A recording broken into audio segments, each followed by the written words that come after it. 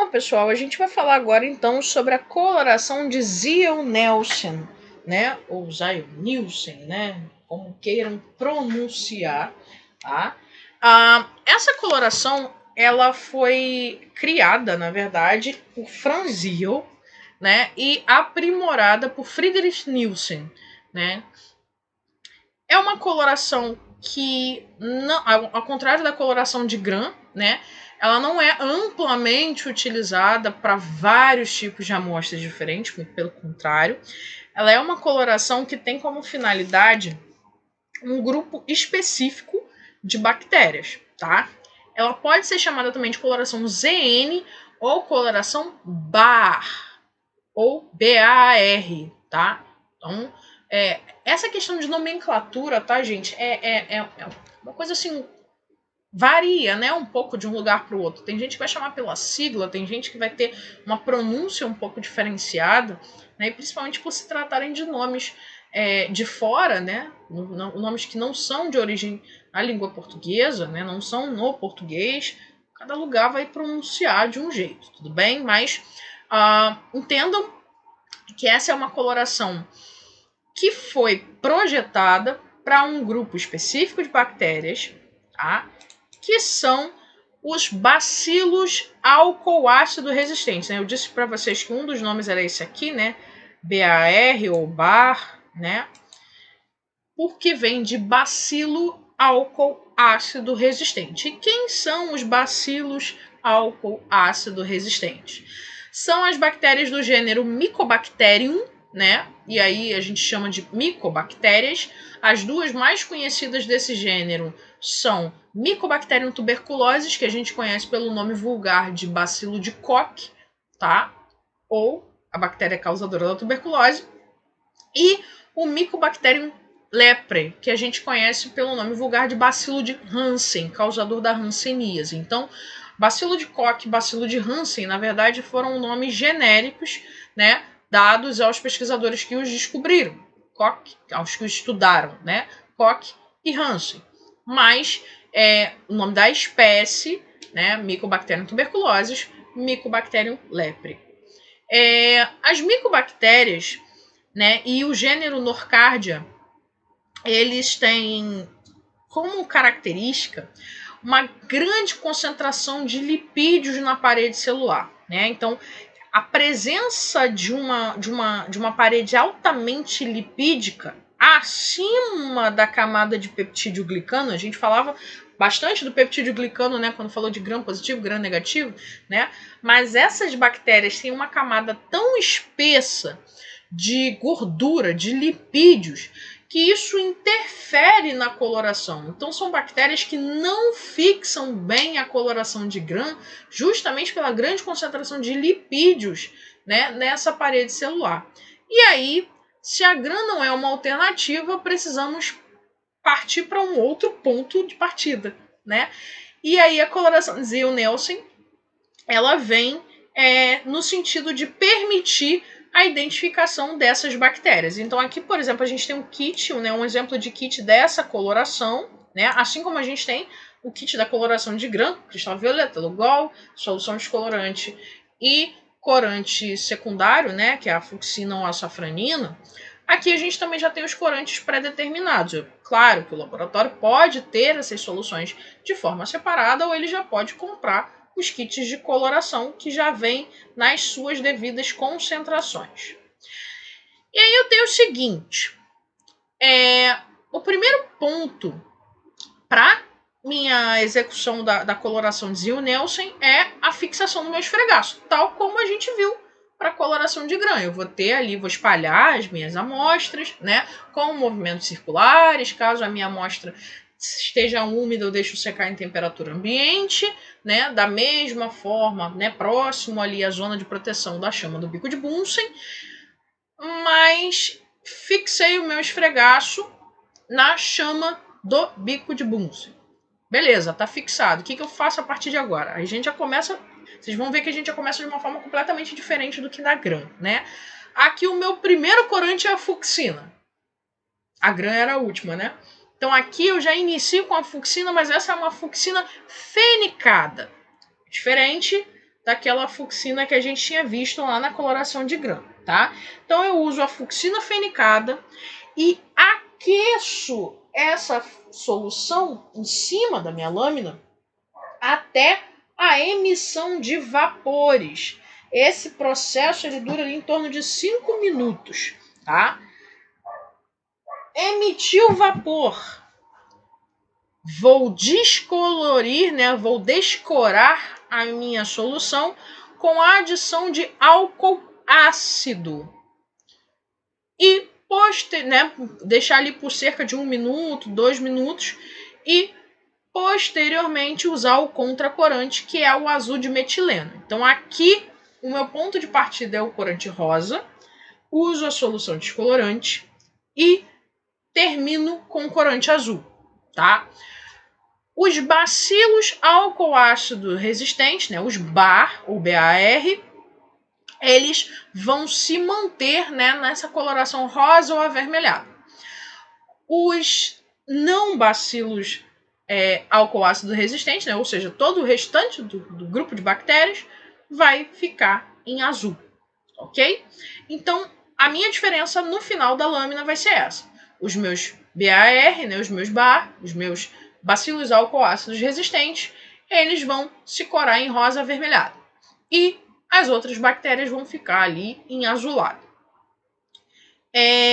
Da mesma maneira que a gente discutiu na coloração de grã, né, aqui no meu iniciozinho eu não tinha coloração nenhuma, nem para os álcool ácidos resistentes e nem para as outras bactérias. A partir do momento em que eu adiciono a fucsina fenicada, ambas adquirirão a cor rosa. Quando eu uso a solução descolorante de álcool ácido, as demais bactérias perdem a cor. E os meus BAR permanecem em rosa. Por isso a gente chama de álcool ácido resistente. Eles resistem a esse reagente e não perdem a coloração. E aí, quando eu adiciono o corante secundário, que é o azul de metileno, o azul de metileno nada faz em cima desse aqui porque continua rosa. E as demais bactérias vão adquirir ali a cor azulada. Terminei o meu processo. Vou deixar secar minha lâmina, observar o microscópio, né? Fazer a contagem objetiva de imersão. Um resumão desse processo da coloração de Ziehl-Neelsen que a gente falou. Fixei o esfregaço pelo calor, né, na chama do bico de Bunsen. Cobri a minha lâmina com fucsina fenicada. Aqueço a minha lâmina até a emissão de vapor, tá? Lavo a lâmina, tá? Vou descolorir com álcool ácido, tá? Dou uma pequena lavada para retirar o excesso. Uso o meu contracorante, que é o azul de metileno, e faço uma nova lavagem da minha amostra. Lâmina pronta, vou examinar ao microscópio para observar. Como que fica, né, esse processo? Aqui a gente tem a imagem das lâminas coradas. E então, basicamente, aqui eu tenho corante, descolorante, contracorante, tá? A fucsina fenicada, né, também chamada de carbol-fucsina, ela precisa ser a fucsina fenicada, eu não posso usar a fucsina simples, tá? A fucsina fenicada é o primeiro reagente, né? Então ela dá essa coloração rosa avermelhada para todas as bactérias ali logo de cara. Quando eu aplico o álcool ácido, as demais bactérias que não são os BAR, né, não são os álcool ácido resistentes, elas perdem a cor. As minhas micobactérias e as minhas norcádias, elas continuam em vermelho ou em rosa. Quando eu adiciono o contracorante, que é o azul de metileno, as micobactérias vão permanecer com a coloração que elas já estavam e as outras bactérias vão ficar em azulado. Então, se eu enxergo a bactéria em azul, eu não tenho um bacilo álcool ácido resistente. Se eu enxergo a minha bactéria em vermelho ou em rosado, eu tenho um bacilo álcool ácido resistente. E aqui é como a gente vê na lâmina. Ó, os meus bacilinhos aqui, felizes, alegres e contentes, na lâmina em rosa. Aqui a gente está vendo uma ampliação, né? Então eu tenho pouquinhas, mas deem uma olhada nessa amostra aqui. A quantidade de bacilos rosa que eu tenho aqui, né? Rosa avermelhado. Olha aqui quantos. eu tenho grumos e mais grumos desses bacilos nesse lugar.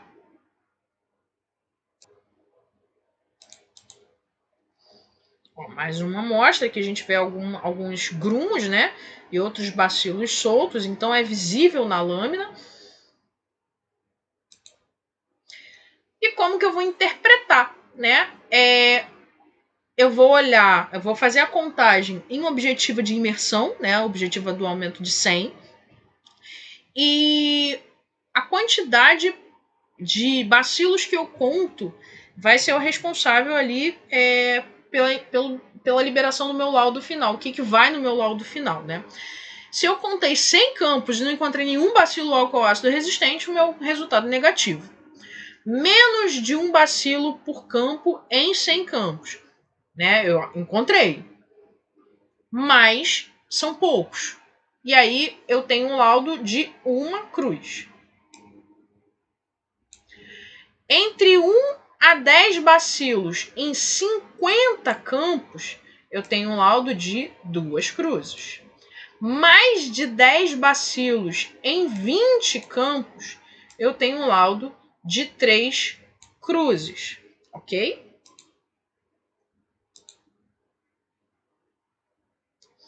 E aí temos o seguinte, né? A gente vai assistir agora um vídeo que vai mostrar exatamente todo esse processo de confecção, né? De execução, melhor dizendo, da coloração de Zio-Nelson. E a gente vai ver um vídeo que é do canal Lab Microbiologia, né? Também está no YouTube. E ele vai mostrar, né, a execução dessas etapas.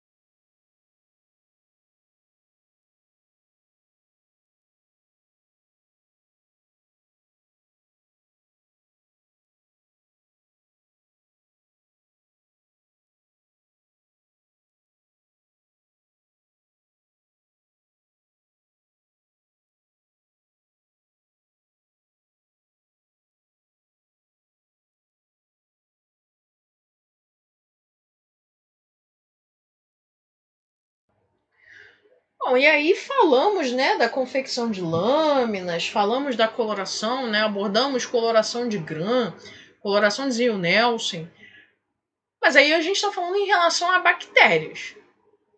E os fungos? Se eu utilizar, por exemplo, a coloração de Gram para um fungo, será que a coloração de Gram também é diferencial para os fungos? Como que será que um fungo se comporta mediante a coloração de Gram, né? Um fungo ele é gram positivo? Ele é gram negativo? Ele não será corado, né? Essa pergunta está lá na página do Biomedicina Padrão, né? E é um artigo bem interessante sobre o assunto, né? Uma explicação bem interessante sobre o assunto, né? E aí a resposta é a seguinte, né? Todo fungo vai se corar como gram positivo. E aí vocês podem estar se perguntando assim, poxa, mas então eu não posso usar a coloração de gram para os fungos. Não serve. Ela serve. Ela só não serve como coloração diferencial, né? Por que eu tô falando coloração diferencial? Ora, tanto na Gram quanto na Zio-Nelson, a gente falou de colorações diferenciais. Na Gram eu tenho gram positivos, gram negativos. Parto desse ponto de partida, né? Parto desse princípio para identificar grupos de bactérias. Na Zio-Nelson eu já sei que ela é específica para determinado grupo, né? Que são as micobactérias e as norcádias. Mas eu também tenho uma diferenciação. Se somente os álcool ácidos resistentes vão se corar em vermelho, todo mundo que está em azul não é. Mas se eu uso Gram para fungo e todo fungo vai se corar em roxo, não é diferencial, que todos eles vão adquirir a mesma coloração. Mas posso utilizar essa coloração para evidenciar estruturas. Se eu quero avaliar a morfologia desse fungo, olhar o fungo ao microscópio, nada me impede que eu use a coloração de Gram. Eu só não vou ter diferenciação entre os tipos de fungo que eu vou estar observando, tudo bem? Então, abordamos, né, todos esses processos de confecção de lâminas, de coloração, né, sobre colorações diferenciais, lembrando de seguir as sequências de coloração que são importantes, lembrando para que eu quero cada coloração, né? Então, se eu estou utilizando, por exemplo, a coloração de Gram, eu estou avaliando diferenças de grupos de bactérias, positivos, negativos, em relação à espessura da parede celular, e a partir dessa identificação inicial é que eu parto para as chaves de identificação com as provas bioquímicas, por exemplo. No caso da Zio-Nelson, serve para eu evidenciar grupos específicos, né? No caso dos bacilos alcoácidos resistentes, né? Mycobacterium tuberculosis, Mycobacterium lepra. Então, a diagnóstico de hanseníase, né, por baciloscopia e baciloscopia também em amostras de escarro, por exemplo, elas já vão para a coloração de Zio-Nelson, né, sem passar pela Gram, porque a Gram não vai curar direito essas bactérias. E no caso dos fungos, posso fazer a coloração de Gram, mas ela não vai ser uma coloração diferencial, porque os fungos todos vão adquirir a coloração roxa.